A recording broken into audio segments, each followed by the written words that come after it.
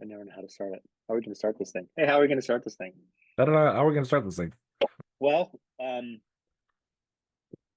plan was to talk about chapter 5 from this book, but admittedly, we are neither of us are as prepared as we had thought to be. Um, so you said a second ago about exorcisms Hmm. right before we started recording this, and that was like the so I'm going to make an assumption because I'm not wherever you found that in this book is further along than where I was. Right. So was that the okay? So when you said exorcism, from when I read this before, are you referring to like where before someone is baptized, like you exercise, Yep. exercise, Exercise. exorcise, Exorcise them. EXO, not Exorcise them. XR. Um, Exor. are you that just caused me to think of something. And I want to try and like give this attention and not Google at the same time. Um, I'm pulling so something. so we watched you and I you have posted about this in the past. And I think this is like I'm gonna type a phrase here so I can keep talking. Gotcha. Gotcha. Um, um, you earlier, this was a while ago, you mentioned the show All Creatures. Oh, I found it. I found There you go. exactly what I wanted. There you go. You talked about the show All Creatures Great and Small. You Hmm. had a little um I won't say rant. You had some thoughts. You like sharing thoughts. I You do. had some thoughts that you posted on Facebook. I don't remember. It was a couple years ago. I'm at that phase where I say things like someone recently did something and the recently is actually like 8 years ago. Yeah. Yeah. Um, but since All Creatures Great and Small, we're only 5 seasons in. It could not have been 8 years ago. Yeah. Um, so all man, this will be a nice little tie-in. All Creatures Great and Small. A For those of you who don't know, is a the show All Creatures Great and Small is a television show that's on PBS that's based on a set of books. Also, but I mean, like All Creatures Great and Small. I think there was a whole series of books, Yep.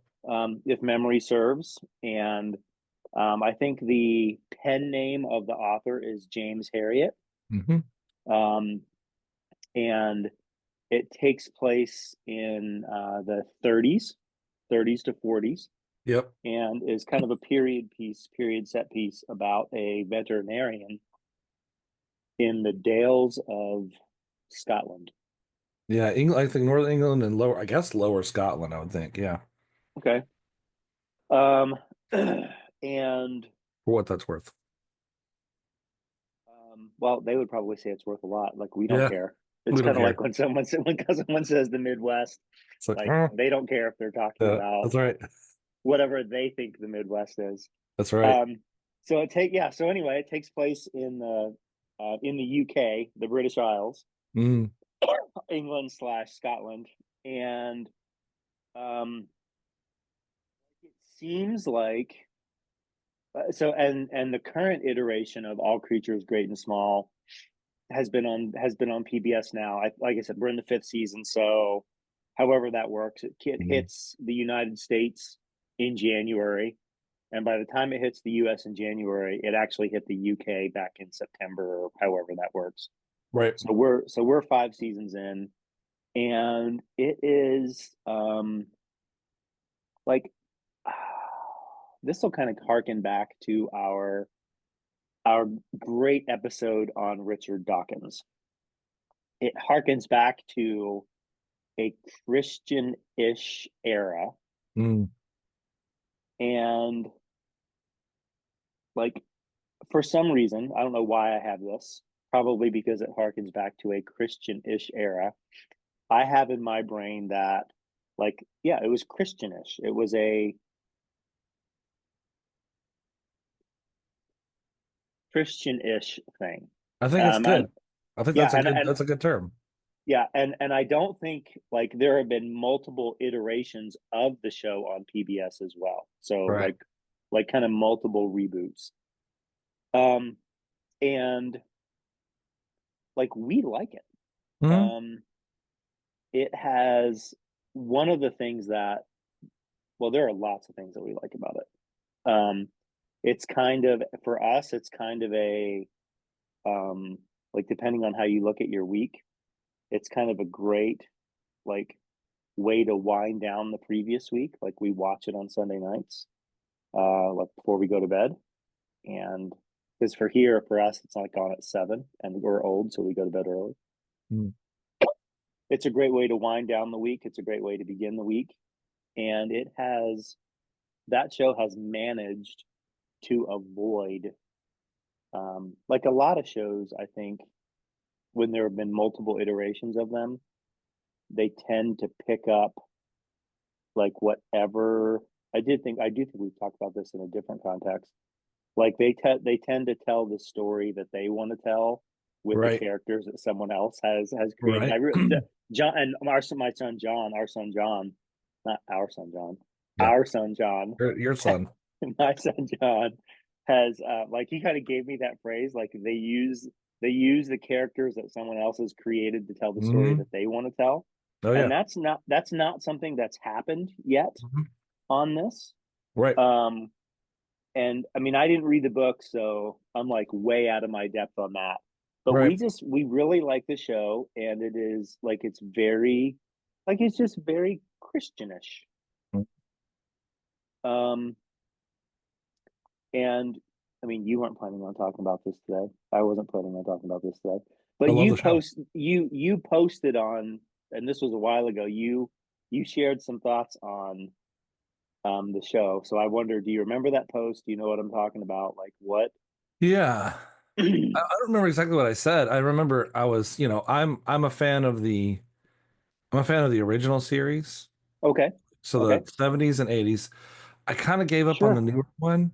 If you've never Okay. seen those, the newer one really, I mean, is really well filmed, and the actors and actresses are really good in it. It's actually Yeah. really beautiful. The Yeah. the older one was, so I think I was posting more about that. I was a little bit disappointed with the newer ones, but if you've never read the books, you've never seen the original show, that is a very likable show. And like you Yeah. said, it's like they do take some liberties that are kind of odd, but you would Uh-huh. hardly notice those if you hadn't read the books or Uh-huh. seen the other series. Sure.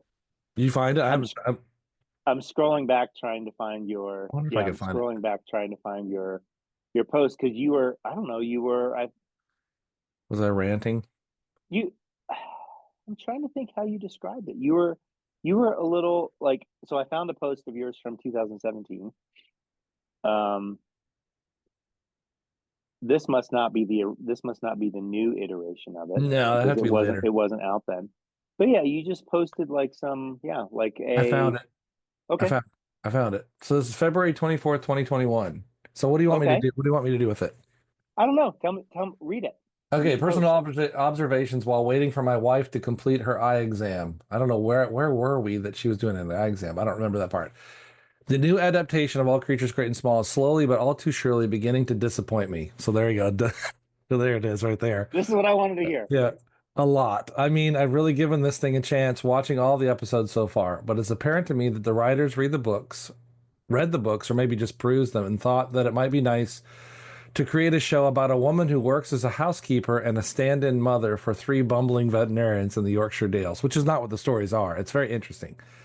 Occasional animals pop in randomly to interrupt her efforts. I give it 2 stars out of 5 for writing, 4 out of 5 for acting. I'd actually give it 5 out of 5 because the acting's great, and location and set dressing, which is top notch. And 1 star out of 5 for largely lacking animals because it lacks those first two seasons. Like it was like, where are the animals? So that was my post. That was my post about that. As far as that goes, Did I leave a did I leave a comment on it? let's see. I think you might have. There's a bunch of people posted on it. Let's see. I'll put all comments. Be the worst pastors talk in the history of two pastors talk. So it what was the date on it? It It was was When I searched February what? February 20. 4th, I think, 2021. I'm looking for you. Oh yeah, you did. You said, okay, you said, I did not see nor read did I read the books, and I love the show. It's so gentle, which it is. It really is. Mm, I would give that. That's one of the best things about it. And then you commented on my YouTube comments after that because that was part of that too. But that, yeah, okay. yeah, yeah. So it's a different, yeah, totally different perspective. Absolutely. Yeah. I Yeah. haven't watched it since Like either.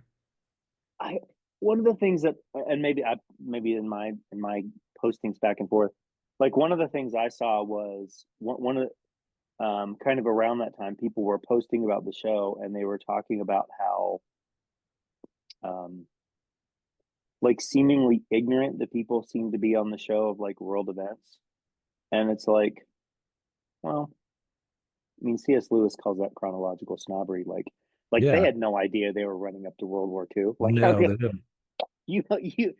someone would only know that. Of course, like 70 years in the future, we can look back and be like, oh man, how could they have missed Yeah. all the signs? Those dummies. Um, Bunch of rednecks. yeah, but yeah, gentle. That's the word, gentle. Mhm. But on the other, so now I'm gonna loop this back to Patient from Another I'm Religion. looking So forward to anyway, it. so have you not watched it? So like have you not kept up on it? No, I think, like I said, I think we did the first two seasons. I just wasn't motivated. I probably would do it. I think we actually have a PBS subscription, and I'm tempted to go back and try to catch up. But we've been watching the original series again, which ran, Okay, like I said, 70s, and then it ran sure. again later in the 80s. They picked it back up again. Um, and so it's just, I don't know. It's just different. It's a different feel, but it's still a good feel. Similar, Hmm. Hmm. but a little more accurate to the books, that kind of thing. Okay. A little bit. Yeah. So we've continued to watch it. If for us, it's been kind of a like highlight coming out of um like going into the new year, Right. something that we're looking forward to. Like Anne starts asking the question like in November, like when does All Creatures start? That's And we good. just kind of enjoyed it. And um I guess the thing, and maybe this is what I was getting at. This so James and oh, I should know his wife's name. What a Um, what a oh, loser. now you caught me. Anyway, they had a kid, Jimmy, as it were, Yes. Hmm. and the um, man, now I just can't remember any of their names. What a You're, moron! This is the worst. No one's gonna watch I'm this. No one watches any gonna weddings. look. They're I'm certainly looking. not I'm gonna watch doing it. this. So the housekeeper, Mrs. um, Hall, Mrs. Hall, and then the main vet, which is Siegfried. Siegfried. Yeah, Yep. they are the godparents of Jimmy. That's weird. And this past this past week they had the christening Mm. of the young lad, and part of that was like the phraseology, um like and I'm looking, and so this has changed. So the Church of England, according to what Google says, the Church of England no longer does this part. But in the service, it says godparents are asked whether they are ready to renounce the devil and all his works for the sake of the child being baptized. Um, Isn't that interesting that they dropped that? well, I have many thoughts. neither of us neither of us are Church of England, so that's not exactly our bailiwick. Mm, But maybe it is. yeah, It maybe. could be. It could be. They care what we think. Yeah. Um, But we were watching it the other night, and when they got to that part in the service, Anne piped up with a question comment. I don't. It was something about. It was just about that. It was directed at that. The Hmm. specific thing doesn't matter. I think the and not just your comment about exorcism, kind of just prompted that thought in my Sure. mind, um, and just I guess specifically like I remember years and years ago when Ann and I were watching Downton Abbey. Um, like one of the things I noticed in Downton Abbey was how how not present like God was in the Mm. show. Like the vicar showed up whenever there was a wedding or a funeral or a christening. Hmm. Like that was sort of when God showed up. Um, so that just that Christian ish mindset. Um, but like it was also, I mean, at least the other night, um, during that christening, it was like renouncing the devil and all his work. I mean, that was like it was very there in the process. And I'm not sure that I have a question in this. Um, Well, can I throw something in? I want you to. I've observed the same thing, especially when it comes to British stuff, because Katie and I, we have a subscription to BritBox. So we have, Oh man. you know what I Oh mean? man. Yes. And it's Yes. very interesting that when you watch this, how even in shows where they like to bring in like Father Brown or like which is a Catholic priest in England, or I think he's Catholic. I'm assuming he's Catholic. Or Grantchester, we watched that for a while. That was kind Mm, of bizarre. And at some point, the priest is sleeping with somebody, and like if that happened with us, you'd be deposed. You'd be done, But here he is mm, sleeping around. Very interesting. But I find it interesting when you watch the British shows, like how clear, in one sense, this is an observation, how, and maybe it's interesting kind of trying to look back at what the book is getting at, kind of how people were being brought into the culture mm, of the church, ultimately. mm. How England, which at one time was what we would have called an Orthodox nation, like Eastern Orthodoxy, what we would call, let's just call it Orthodoxy. Let's drop the Eastern for now. That would have been the way they worshipped. Gradually, due to political machinations and the movements of the world, the Catholic Church gradually became the dominant thing and pushed the whole tradition out. And then you have obviously Protestantism kind of takes a huge form and begins to sort of kind of battle its way with Catholicism in the British Isles. But one time it was all there, and it was a very natural part of life in England. But I think with World War II, there was a cynicism that set in. And so when you watch TV shows now, it doesn't matter what Mhm. era they're portraying, the British people have a really cynical point of view on religion. So much so that when you like even reading All Creatures Great and Small, which would have been written in an era where Christianishness would be normal. Church would be a part of it. Like the vets are never going to church, like ever, because they work on Sure. Sundays. They work on Sundays, work Sure. every day of the week. And so Mrs. Hall in the books occasionally, or at least in the old versions of the show, she'd sort of say, "You ought to try going to church once in a while." Well, Mm. And so James's wife, whose name suddenly escapes me too. What's her name? What is her name? Why can't we not think of it right now? Her last name Helen. was Helen. Helen. Oh my gosh, how dumb. Anyway, good Christian name. Um, she, goes to church, but she only seems to go in the shows when, like, particularly when World War II is starting to threaten, and because Hmm. the farmers themselves, it's an interesting thing here. The farmers themselves all thought of themselves as Christians. They wouldn't think of themselves as anything else. Their definition Sure. of that was Sure. very different than what we would probably encounter today in the United States because we come from a different background. We're rooted in Puritanism. England kicked out Puritanism. They hardly ever went to church because they were Sure. working Sure. every day. Yeah. And maybe in retirement they would do it. And so the mindset, I don't know, it's interesting. You have to be, if you're going to live that life, um, I think on one hand, the pastors would have an acknowledgement that, they had to work with the kids when the kids were coming to church, had to work with the wives when the wives were able to come to church. Hmm. The men who were willing, they would try to interact with them. And then I think really the pastors knowing the limitations of the people to actually truly, you know, come to church. It's tough. It's hard to do. And Sure. at that time they had to accept that and had to somehow, you know, try to still be a source of whatever, of spiritual growth for these people, a spiritual foundation for them. Totally different Sure. perspective we have today.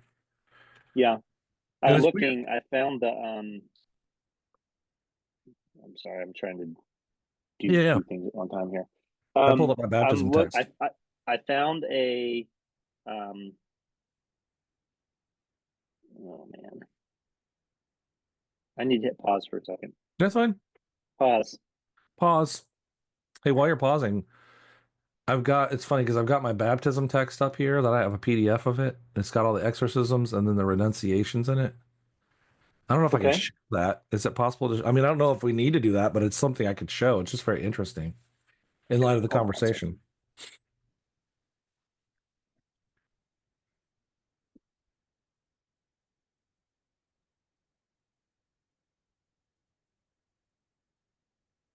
I knew this was gonna happen. We have That's okay. I mean, it gives me time to read um it too. we have someone making a purchase for something and they're Oh, we are paying for something, someone personal, and I don't know yep. how to do this.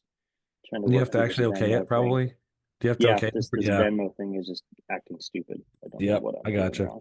Okay. Okay. Um Okay. So Go back from back the in. Yeah, so I found a I'm looking on a website called televisions.org, and it's a episode recap. All creatures greet in small stages a heartfelt homecoming. And it's just an episode, it's a recap of the episode. Um and like I just briefly kind of looked through it, and it just recaps the whole episode, talks about what's going on. Um in the opening paragraph that says um it's spring in Derby and time for Helen and James to think about christening their baby son. It's a big deal. Housekeeper Audrey Hall is trading food coupons to gather the ingredients necessary for the christening cake. James's parents are in town. And then it kind of just just goes through the entire episode. And like as I'm scrolling down, um, they all leave for church. Helen's sister Jenny is the first to ask Tristan about his military service. He tells her he fell in love with a camel. The baby is officially named James Alexander, Oh, and nice. the ceremony is over. That's it. James suggests to Helen they have 5 or 6 more children. Helen, slightly annoyed with Hannah Harriet's well-meaning baby advice, is not amused by more Harriet teasing. Still, she laughs when James admits his mother swore by Mrs. Winslow's soothing syrup, a morphine-based over-the-counter remedy So for good. fussy babies. So good. And then it just got like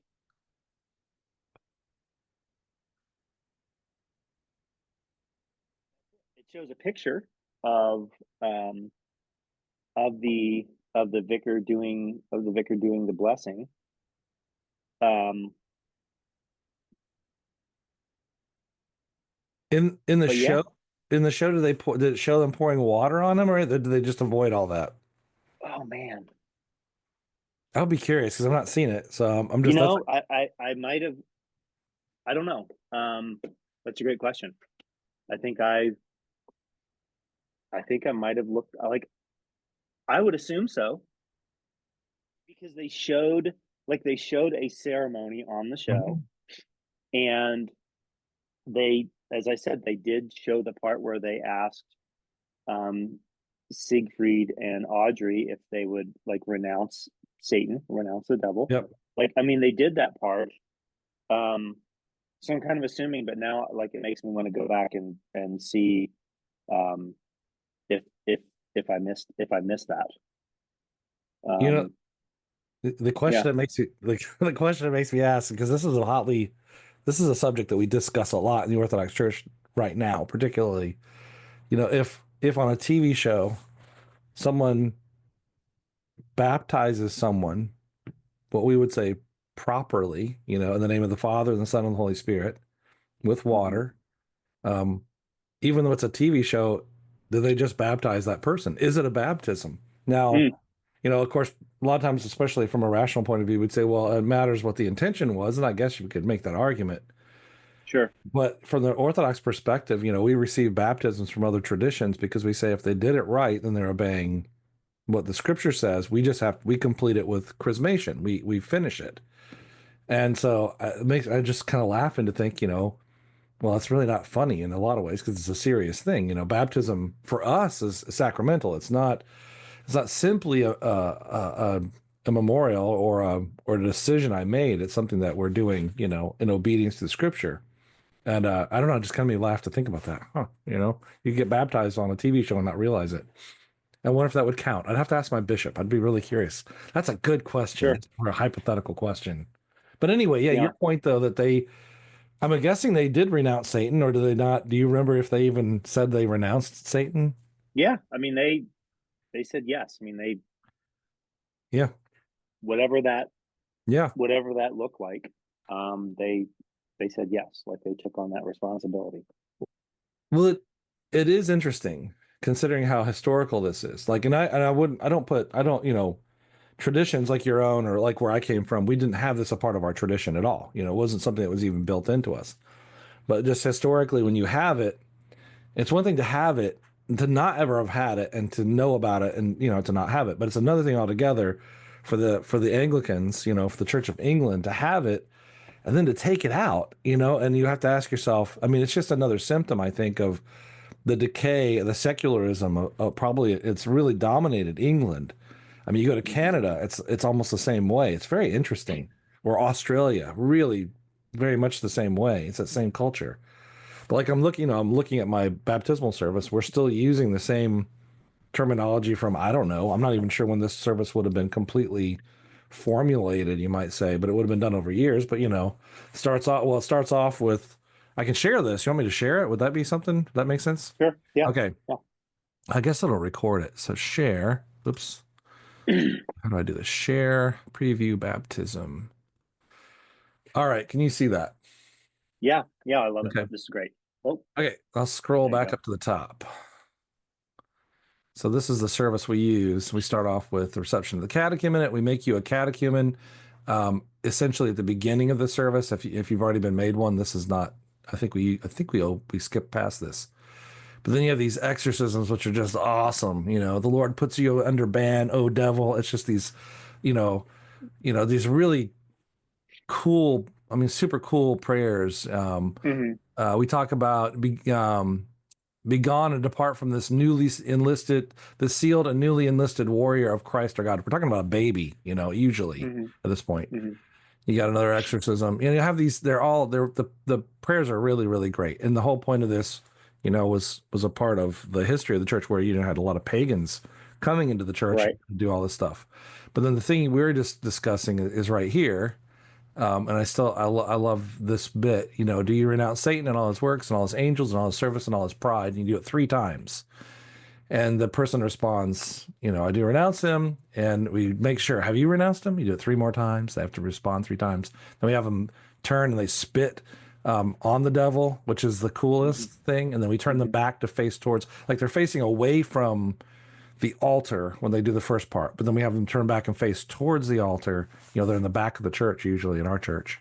Then they have to say, do you unite yourself to Christ? It's one of the few things you say in the service. And then you have to read the creed, and it's an acknowledgement of what you believe, and it goes on from there. Um, I'll go ahead and unshare this. How do I do that? So, wait, I'll close it here. So yeah, I mean, it still exists, and that's the thing. It's like still a part of what we do.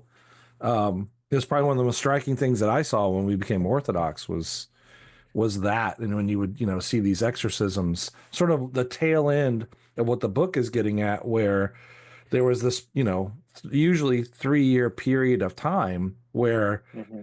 prayers were said over you that you were supposed to hear and agree to, um, you know, and actually I was just kind of looking through the book. It's interesting that Kreider, we agreed it's Kreider. I think it was I don't know. I think the Creeder, right? I author, think we've said it lots of ways. The the author. noble, the noble author. Right. where I'm on page 111, where he says anyone can exercise, according to Origin. Maybe it's true, I guess.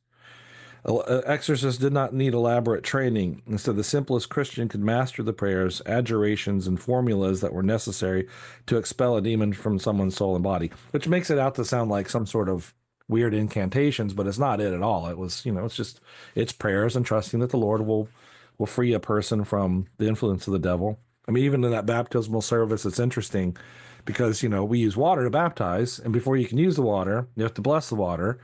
And you ask God that, if there are any demonic powers in this water, send it out. I mean, Sure.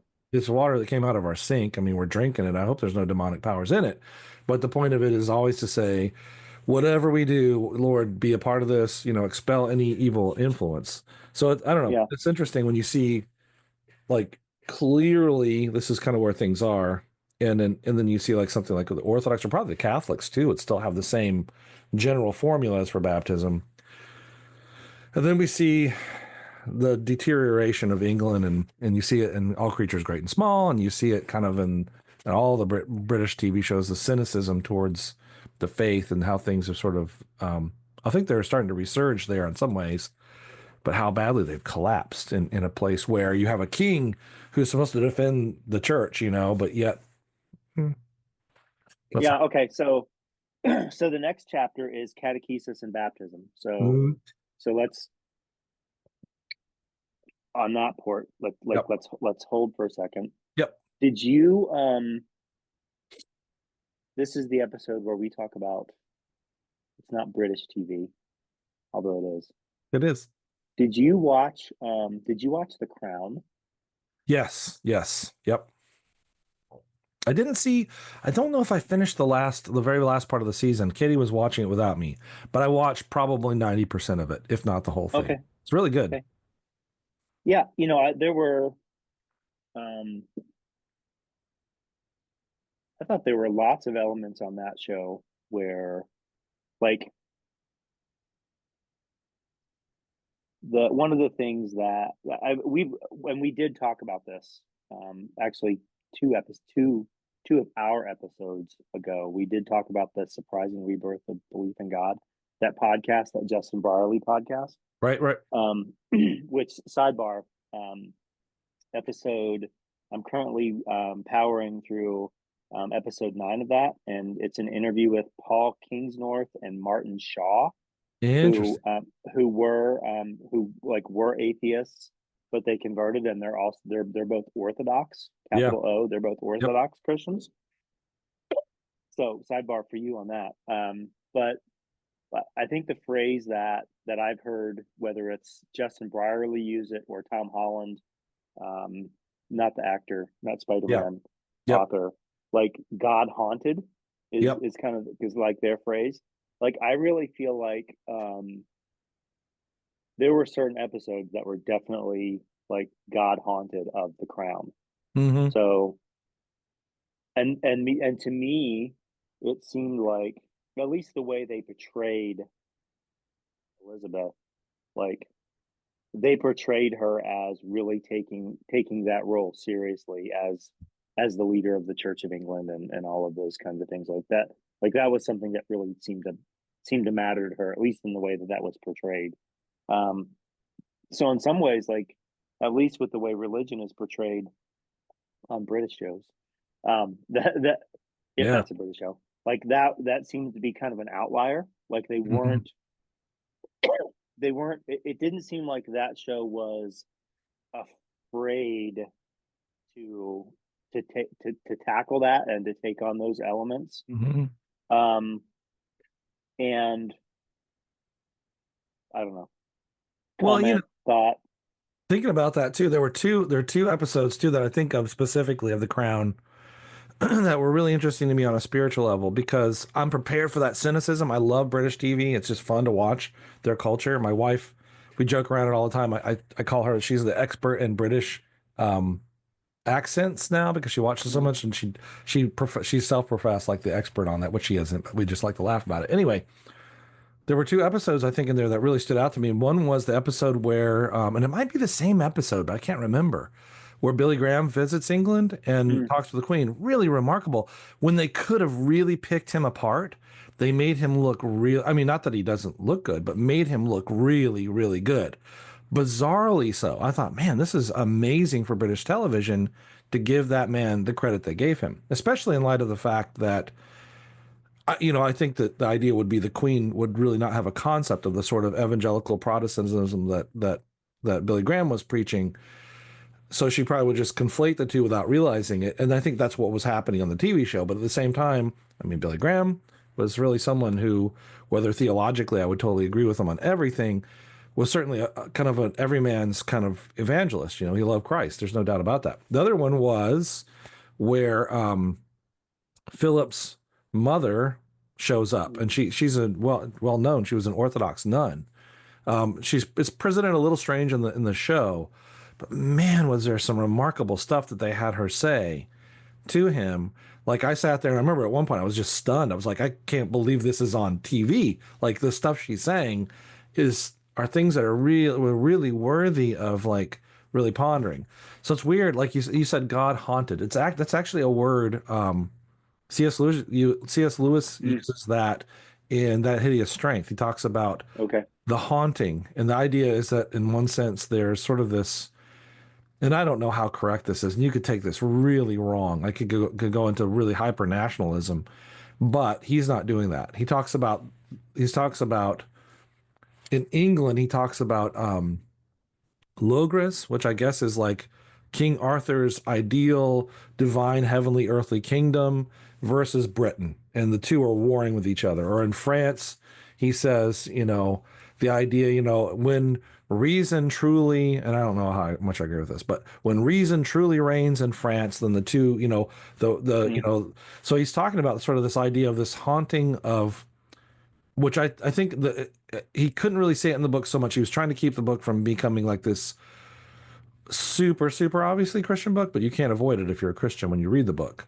But he was trying to say, every people, the world itself is, I mean, actually, that's funny because one of the Orthodox podcasts I listen to uses this language, is haunted by, um, by essentially by God. It's funny. It's like, we tend to think of that.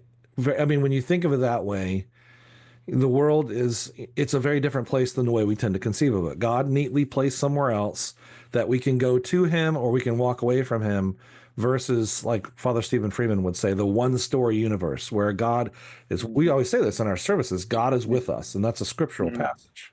So that whole idea, um last thought, I mean, maybe you've seen this too.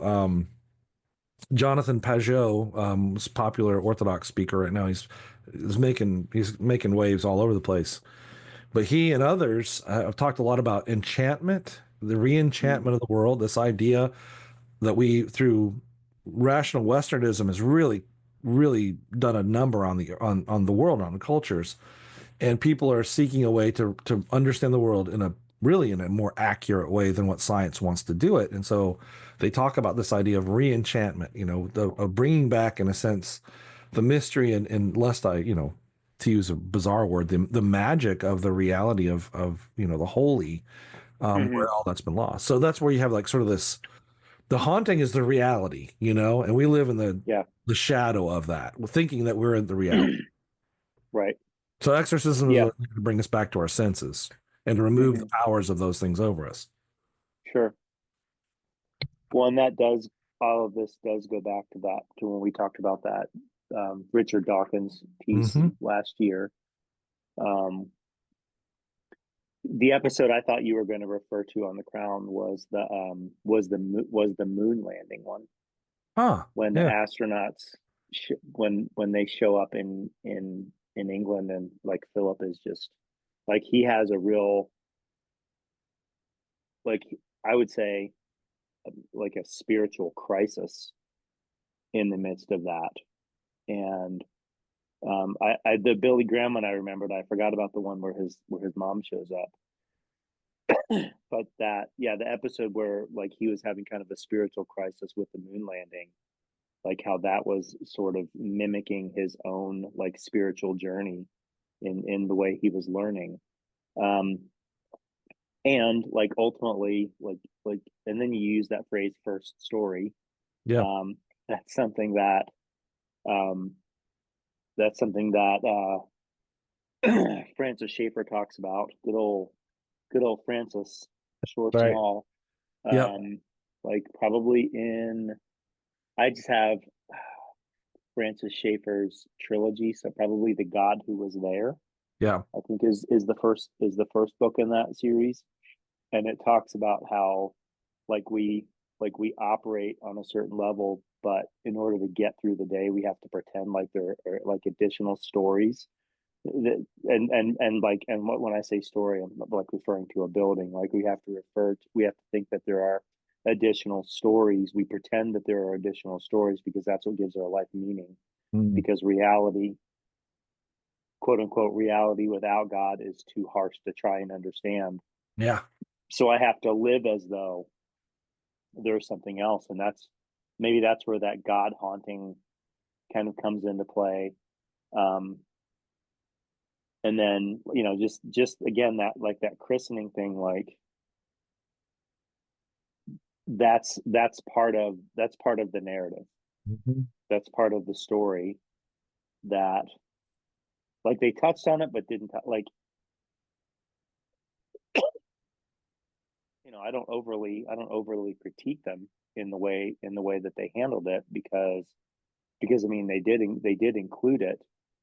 um but kind of like with Downton Abbey and some of the other things we've been talking about, it's like, okay, like there's this cultural reality that they were living in, and at this point, this is like World War II's already begun. I Yeah. Yeah. I, I think like they're already like covering up their windows. So I don't know if Germany's invaded Poland yet, but like that time is coming in the story. But like the set piece reality was when you had a child, you had it christened, and this was the process that you did. Mhm. Yep. And I think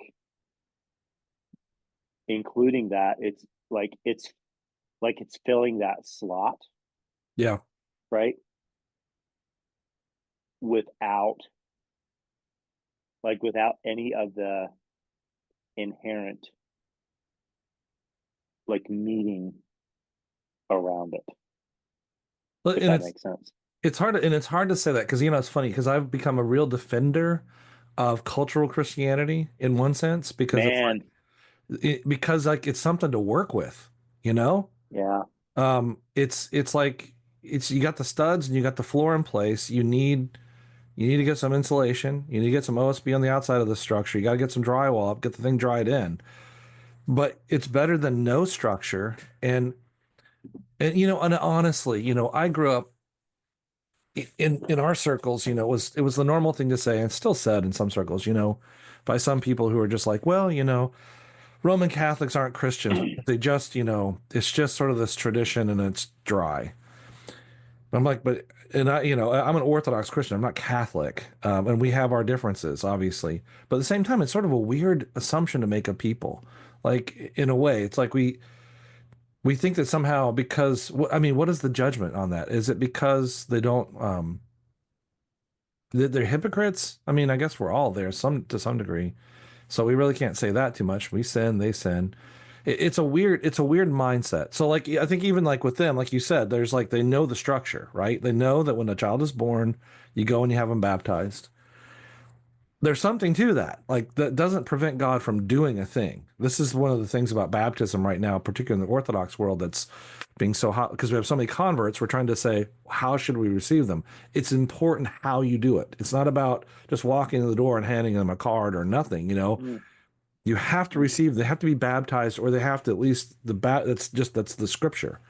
Um, but even then, like, I've been challenged over the years to kind of go, well, I've told people before, like, it's not so much about what we give communion to babies. Why do we do that?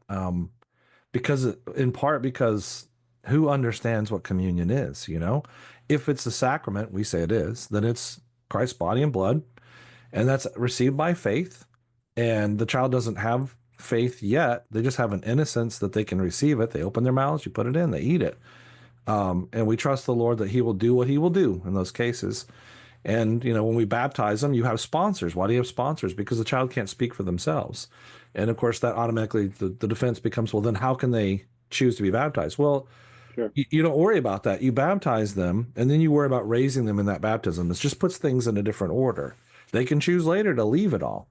So I think having that cultural Christianity, I think is really, it's a benefit. Like to have something to work with, because plenty of people will put on airs and they'll live the Christian life and they'll blow it out, and not do it right, even though they had all the other signs. So like I Right. said, I have been really, I've changed my tune on it a lot, because if there's something that's workable and blessable, then we try to take that and we try to make something, more of it if we can. Yeah. I when I just think back to my own, like the last 20 years, um,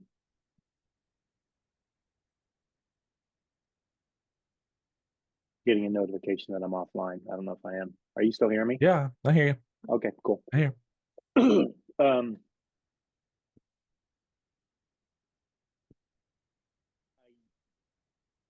I used to think, still sort of think, that we were in an Acts 17 Athens world where we're looking at all of the idols Right. and here's the one to an unknown God. Let me tell you about him, for people who had no framework for that unknown God. Um, so like I think that's one category, and I still think there are a lot of elements to that. So now Right. like this is good. You're helping me think about some things. Um, and also like the thinking of like we're going through Daniel right now. So like living in kind of living as exiles. Like what does it look like for us as Christians to live as exiles? But you just sort of introduced like a third category of being you didn't I'm going to put words in your mouth, Sure. being a fan of some sort, like being a fan of cultural Christianity. Mm. um like that's um I would, and maybe I'm just trying to find my own self-satisfaction. I think all three of those categories like could like I think we could here coexist. Mm. I think all three of those categories can coexist. Mm. And like that what you're really talking about is, or what I would I what it sounds like to me you're really talking about is knowing that there are individuals and contextualizing those all of our different conversations Right. Right. for all of those specific people, which is exactly, I mean, that's Acts 17 Yep. through Thessalonica, Berea, Yep. and then Acts. Um, yeah, I think there is something to the God haunt to the Christian-ish culture, but what's hard about it is, I think, and maybe we talked about this before. What's hard about it is like just like helping people undo and navigate through like all of the ish Yeah. Yeah. part of the Yep. Christian ish. Um, helping people and maybe for even myself, what is in the things that I believe or I teach, how much of that is informed by the 2,000 years of Christendom Yeah. that um, that isn't necessarily Christianity. Um,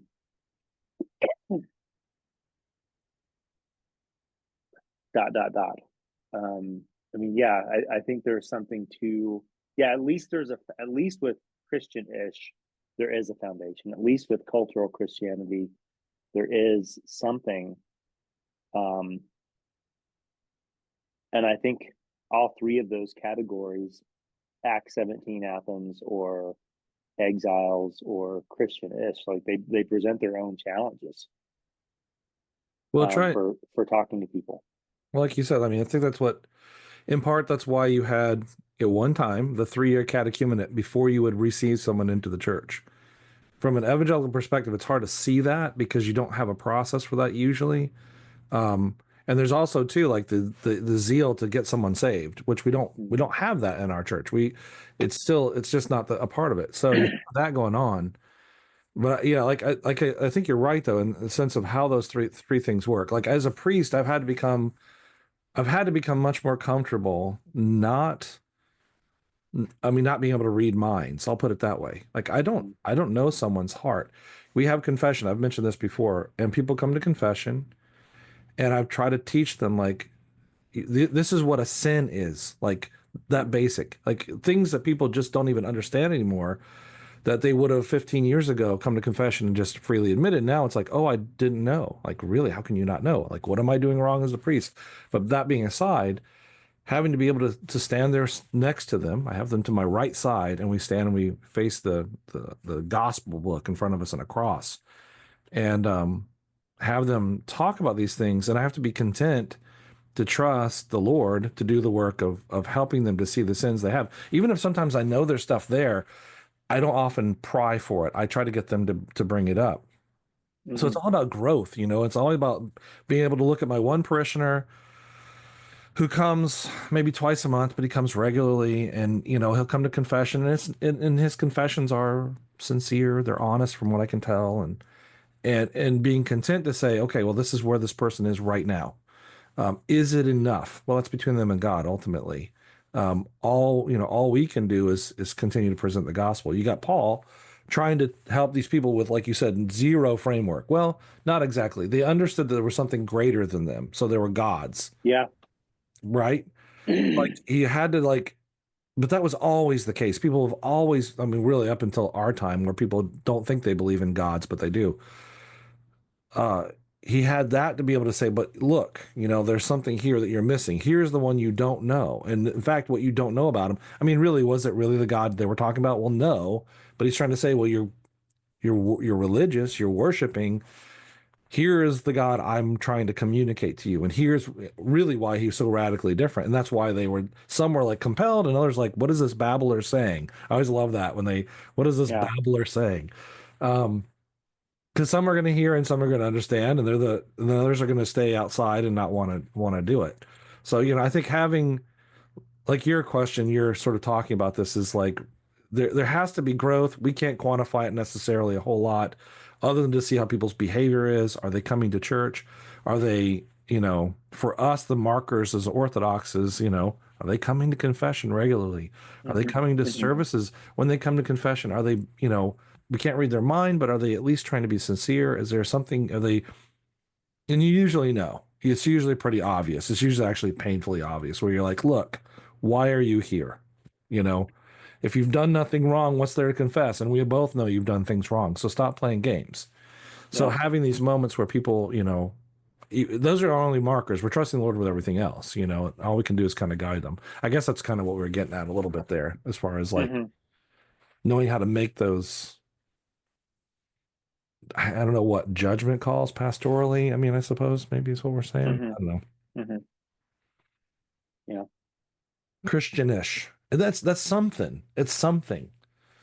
It may feel like it's not enough, and it may not be enough, but really, in some ways, like what can we, as pastors, what can we do? All we can do is pray, and we try to show people with our lives the way, hopefully we're living it. So if we're living it, then that's about, like I said before, as Orthodox, we always start from the perspective of Saint Seraphim of Sarov, who said, "Be saved yourself, and thousands around you will be saved." So it always comes back to me. What am I doing? Sure.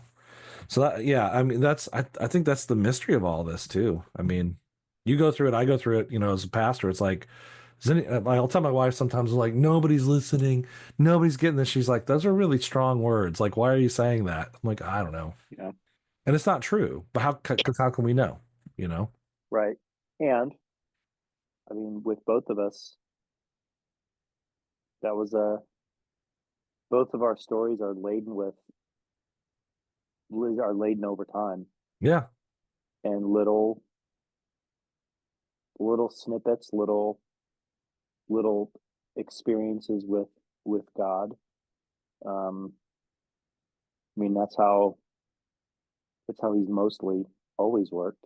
You have Yeah. Yeah. fantastic manifestations in scripture, but for the most part, it's over time. Um, You know, one thing that scares me, I think about this sometimes, is I look back, I think about us in college, and I at the time I was in school, when both of us were in school, I mean, I don't know about you, I can make assumptions, but at the time I thought I really do have a Christian faith, right? Like I believe that about myself. And then I go a few years into the future, then I look back and I'm like, man, where was my head? yeah, Because again, it's like you're looking back and you're going, I mean, I would look back and say, in a lot of ways, at that time, I was confident I had it all worked out, but really, in so many ways, I was just Christian-ish by my standards now. So the scary thing is like right now, I'm a priest. I'm really trying to work on this stuff. I'm trying to really live a life of prayer, devotion to Christ, although I know how bad I'm doing at that. Like where in 10, 12 years am I going to look back at this and go, "Oh, why did I, you know what I mean?" It's like a good scary. It's a challenge to to not take for granted like I've got it worked out now, to be more, obviously to be repentant, to be self-reflective and in some ways maybe kind of laugh at ourselves a little bit and say, there's still more growth to happen. But, you know, yeah, yeah. When I think back to that time, um,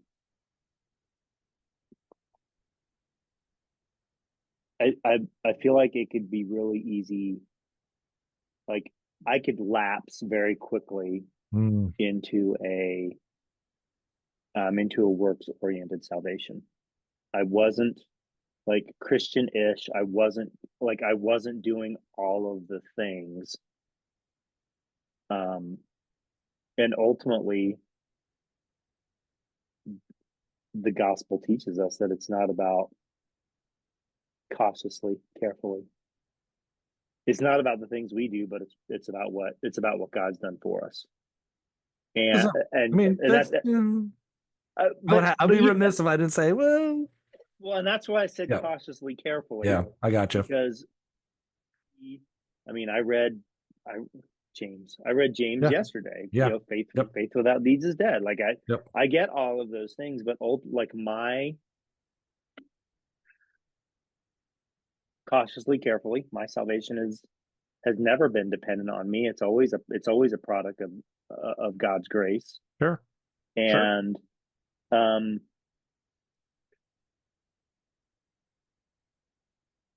I what one of the things that that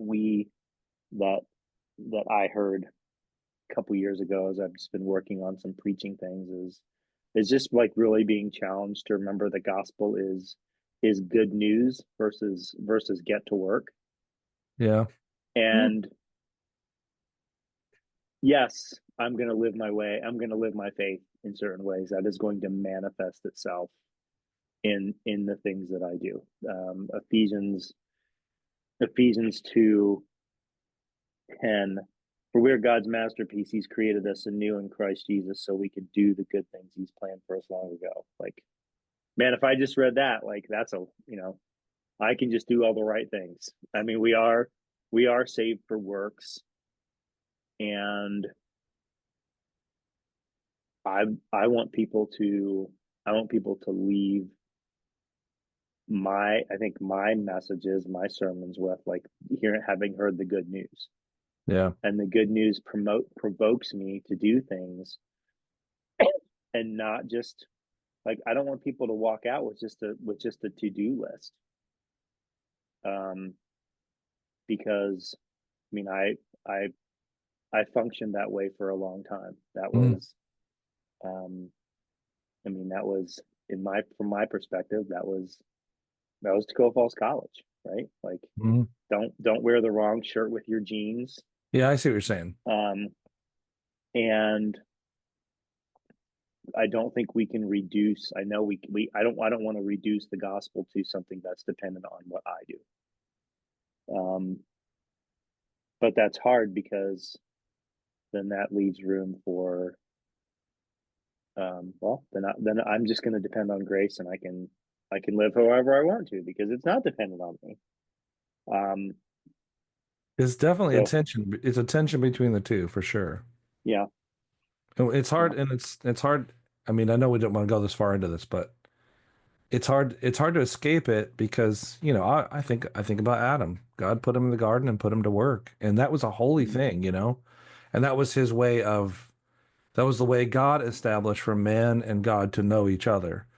And I think mm, that's I think that's really, when we talk about salvation, especially in the Orthodox Church, salvation is Christ's work on the cross for everyone and everything, not just for human minds, but for human bodies, not just for the souls, but for the bodies, and not just for humans, but for everything, the whole universe, which is really a radical thought, but not at all when you think about it.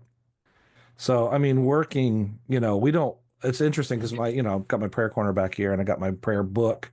We have written prayers are wonderful. And one of the prayers I pray, it's a prayer directed to Christ specifically. And it says, if I don't have the words in front of me, but basically it's like, if it were dependent on my works, then it would be an obligation of you to save me. And that's not how it works, basically. yeah. But, we're saved, that passage from Ephesians, say we're saved for ultimately to do good works. And that's not, I think the battleground between those two things is it's the wrong venue. It's not about that. I mean, we're reading through James right now in our lectionary, and it's remarkable how, on one hand, he talks about works so definitively, and we cannot ignore it and should not ignore it and shouldn't be afraid of it. But it's not a dependency on what I do to try to get God's approval, but rather to say, faith is by nature something that is a work. It's something that we're doing with God. But then again, it's God. But then again, if it's me with God, it's me with God. But then it's mostly God. It's this endless sort of cycle where it's always falling back on Christ. Hmm. So that's why I say don't be afraid of works. That's not it at all. Be afraid of Sure. depending on yourself to save yourself. That's never going to work. Um, that's why I think it's kind of sad that it's gotten to this point where it's like we can't talk about those things, but we do it all the time. You go to church, you preach, you're at work, and somehow God's working through that work to save you and save people around you. You feed some person. It's not separate from his salvation. It's like you working out your salvation through the things that are in front of you. Right. And yet we can't put it into a test tube and try to figure out, well, what part of it is grace and what part of it is work. You know what I mean? It's not how it works. It's a different thing. But I get the pushback because when we start to try to depend on these things, I think this, getting back to this chapter, they were trying to teach people, and I think he's going to get into it if I ever actually read this thing, that they've come from a system of works entirely, a Mm, pagan system where it was only works. And it was kind of a skewed kind of faith in things that obviously couldn't deliver. And they're trying to transform and redeem all of that way of acting and living and turn it into something holy and good and of God. So hopefully I'll read the chapter, figure that out at some point. So anyway, that's my little diatribe.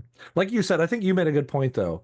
At TFC, in that mindset, it was Pharisaism in its purest, whether they wanted to believe that or not. Dress this way, cut your hair this way, um, don't listen to this, listen to that, and then I hate to say it, lots of manipulation and boy, a healthy dose of gaslighting going on there. I mean, God bless those people. I wouldn't trade my TFC experience for anything. But that's not that's not what we're talking about, even with like righteous works. That's just surface level stuff that has ultimately nothing to do with salvation. So yeah, right. reject all that. Right. But anyway, does that make sense? Am I going too far? Yeah. No, no, I think what's the gospel? Yeah. And I mean, I think I've said that's not the gospel. Yeah. And I don't mean that. I don't Yeah. mean Yeah. what I just Yeah. said is, I think Yep. probably over the last year, I think I probably used that phrase, like, that's not the gospel, a lot on Sundays, because our tendency is to assemble a works based salvation. Like, I'm gonna hear a sermon. Tell me what I have to do. Like, Give me the what's the thing that's checklist. supposed to be different? Give me the And checklist. Yep. that's not, like, ultimately that's not what this is about. And unpacking that with people and un I don't know, unmooring them from false foundations, whether they're in Athens or um, in exile or from this Christian-ish culture that we live in. Like it's a particular challenge, and the thing I've appreciated about this text is it really presents thing as an all-in mindset of Mm, like this is something that is going to require um, the word we use is it's going to require transformation, yeah. and a Yep. complete transformation, not a partial Yep. transformation, not that here's an aspect of my life that I'm going to give to this, but it's a it's an all in kind of a thing.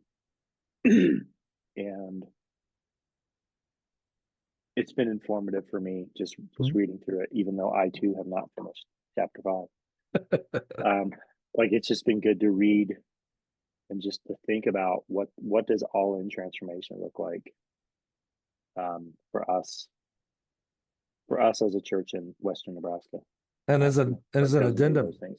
as an addendum to that too, like I think his and talking about patience in this is is really allowing that sort of thing to take time. I think that's really important. I think all across the board, no matter who you are, where you are. I mean, allowing, which I think historically has not always been the case in America. It's been more get there as fast as you can, then entrust a person to go out and preach the gospel who has no foundation, you know. Yeah. I'm thinking about Christian rock bands particularly, and then you watch them self-destruct, and we've seen this a lot in that particular culture. So yeah, the patience is, I think that's an important part of all that. So, yep. Well, this is Two Pastors Talk. Two pastors talk about British TV, patience, transformation, the gospel, the anti-gospel. I don't know. We probably talked about a lot of things today. I think we got our sea legs. That's what I'm going to say. It took us I a like while to that. get our sea legs, We got but them. we got them. By We got golly. them. Well, thanks for watching. Thanks for listening. We would love for you to like and subscribe and follow and do all those things. And we will get through chapter 5 at some point. Or maybe we'll just jump right ahead to chapter 6, and talk about catechesis and baptism, which, as a good, good restoration movement person, to use Father James's words, I have some thoughts. Um, so we will talk about that, and we'll catch you next time. So thanks for watching today.